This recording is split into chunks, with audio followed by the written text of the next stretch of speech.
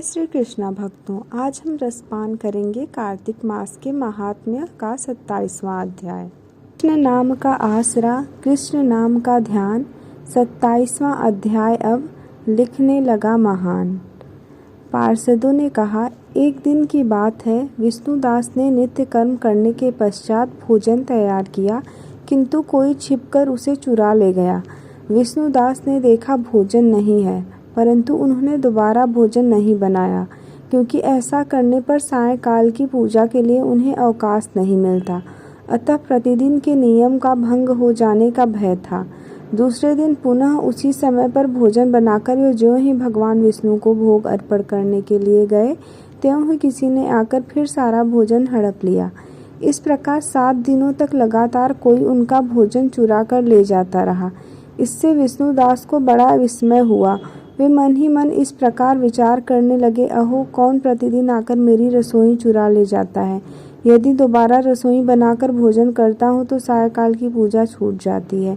यदि रसोई बनाकर तुरंत ही भोजन कर लेना उचित हो तो मुझसे यह न होगा, क्योंकि भगवान विष्णु को सब कुछ अर्पण किए बिना कोई भी वैष्णव भोजन नहीं करता। आज उपवास करते मुझे 7 दिन हो गए। इस प्रकार मैं व्रत में कब तक स्थिर रह सकता हूँ।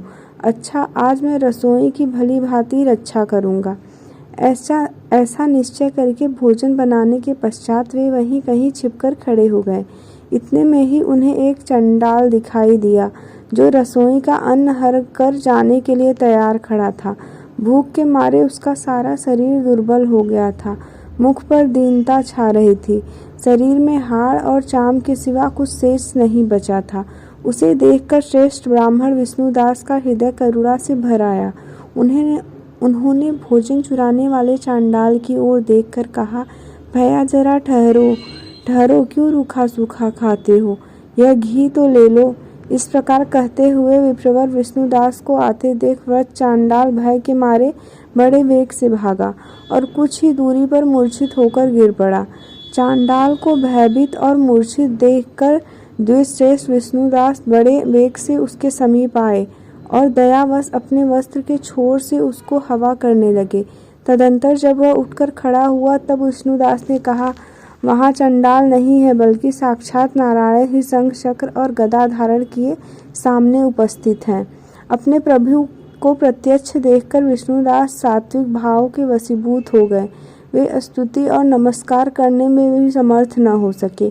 तब भगवान ने सात्विक व्रत का पालन करने वाले अपने भक्त विष्णुदास को छाती से लगा लिया और उन्हें अपने जैसा रूप देकर वैकुंठ धाम को ले चले। उस समय यज्ञ में दीक्षित हुए राजा चोल ने देखा, विष्णुदास एक श्रेष्ठ विमान पर बैठकर भगवान विष्णु के समीप जा रहे हैं। विष्णुदास को वैकुंठ धाम में जाते देख राजा ने शीघ्र ही अपने गुरु महर्षि मंगल को बुलाया और इस प्रकार कहना आरंभ किया, जिसके साथ स्पर्धा करके मैंने इस यज्ञ दान आदि कर्म का अनुष्ठान किया है, वह ब्राह्मण आज भगवान विष्णु का रूप धारण करके मुझसे पहले ही वैकुंठ धाम को जा रहा है। मैंने इस वैष्णव धाम में भली भांति दीक्षित होकर अग्नि में हवन किया और दान आदि के द्वारा ब्राह्मणों का मनोरथ पूर्ण किया, तथापि अभी तक भगवान विष्णु मुझ पर प्रसन्न नहीं हुए और इस विष्णुदास को केवल भक्ति के ही कारण श्री हरि ने प्रत्यक्ष दर्शन दिया। अतः जान पड़ता है कि भगवान विष्णु केवल दान और यज्ञों से प्रसन्न नहीं होते, उन प्रभु का दर्शन कराने में भक्ति की प्रधान कारण है। दोनों पार्षदों ने कहा। इस प्रकार कहकर राजा ने अपने भांजे को राज सिंहासन पर अभिषिक्त कर दिया। वे बचपन से ही यज्ञ की दीक्षा लेकर उसी में संलग्न रहते थे, इसलिए उन्हें कोई पुत्र नहीं हुआ था। यही कारण है कि उस देश में अब तक भांजे ही राज्य के उत्तराधिकारी होते हैं। भांजे को राज्य देकर राजा यज्ञशाला में गए और यज्ञ कुंड के सामने खड़े होकर भगवान विष्णु को संबोधित करते हुए 3 बार उच्च स्वर में निम्नांकित वचन बोले, भगवान विष्णु, आप मुझे मन, वाणी, शरीर और क्रिया द्वारा होने वाली अविचल भक्ति प्रदान कीजिए। इस प्रकार कहकर वे सबके देखते देखते अग्निकुंड में कूद पड़े। बस उसी क्षण भक्त वत्सल भगवान विष्णु अग्निकुंड में प्रकट हो गए। उन्होंने राजा को छाती से लगाकर एक श्रेष्ठ विमान में बैठाया और उन्हें अपने साथ लेकर वैकुंठ धाम को प्रस्थान किया। नारद जी बोले, हे राजन, जो विष्णुदास थे वे तो पुण्यशील नाम से प्रसिद्ध भगवान के पार्षद हुए और जो राजा चोल थे उनका नाम सुशील हुआ। इन दोनों को अपने ही समान रूप देकर भगवान लक्ष्मीपति ने अपना द्वारपाल बना लिया। इस तरह से कार्तिक मास के महात्म्य का 27वां अध्याय समाप्त होता है। आइए अब रसपान करते हैं तुलसी जी के चालीसा का। श्री तुलसी महारानी करो विनय सिरनाय, जो मम हो संकट विकट दीजे मात नसाय। नमो नमो तुलसी महारानी, महिमा अमित न जाए बखानी। दियो विष्णु तुमको सन्माना, जग में छायो सुयस महाना। विष्णु प्रिया जय जयति भवानी, तिहु लोक की हो सुख खानी। भगवत पूजा कर जो कोई, बिना तुम्हारे सफल न होई। जिन घर तब नहीं होय निवासा, उस पर करहि विष्णु नहीं बासा। करे सदा जो तब नित्य सुमिरन, तेहि के काज होय सब पूरन। कार्तिक मास महात्म तुम्हारा, ताको जानत सब संसारा। तब पूजन जो करे कुंवारी, पावे सुंदर वर सुकुमारी।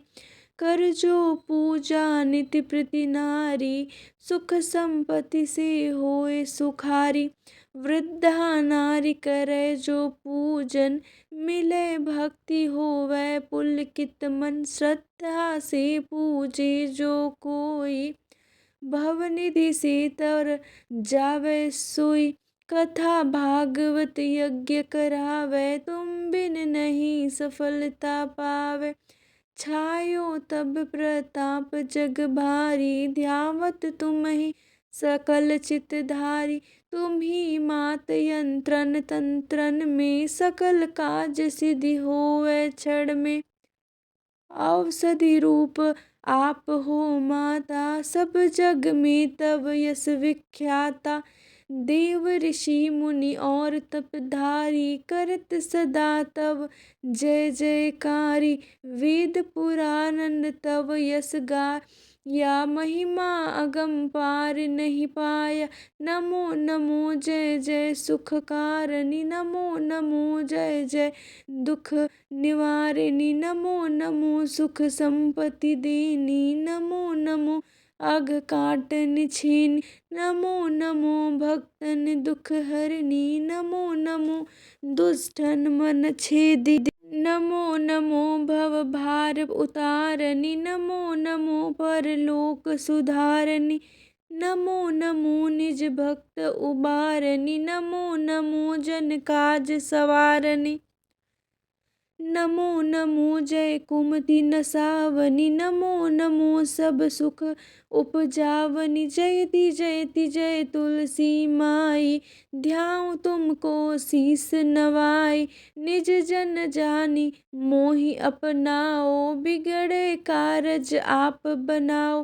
करूं विनय मैं मात तुम्हारी, पूर्ण आशा करहु हमारी। शरण चरण कर जोरी मनाऊं, निस दिन तेरे ही गुण गाऊं। करहु मात यह सब मुँह पर दया, निर्मल होय सकल मम काया। मांगु मात यह बर दीजै, सकल मनोरथ पूर्ण कीजै। जानू नहीं कुछ नेम आचारा, क्षमहु मात अपराध हमारा। 12 मास करी जो पूजा, ता सम जग में और न दूजा। प्रथम ही गंगा जल मंगवावे, फिर सुंदर स्नान करावे। चंदन अक्षत पुष्प चढ़ावे, धूप दीप नैवेद्य लगावे। करे आचमन गंगा जल से, ध्यान करे हृदय निर्मल से। पाठ करे फिर चालीसा की, स्तुति करे मात तुलसी की। यह विधि पूजा करे हमेशा, ताकि तन नहीं रही कलेशा। करे मास कार्तिक का साधन, सोए नित्र पवित्र सिद्ध हुई जाही। है यह कथा महासुखदाई, पढ़े सुने सो भव तर जाई। यह श्री तुलसी चालीसा पाठ करे जो कोय, गोविंद सो फल पावही। जो मन इच्छा होए। जय श्री कृष्ण।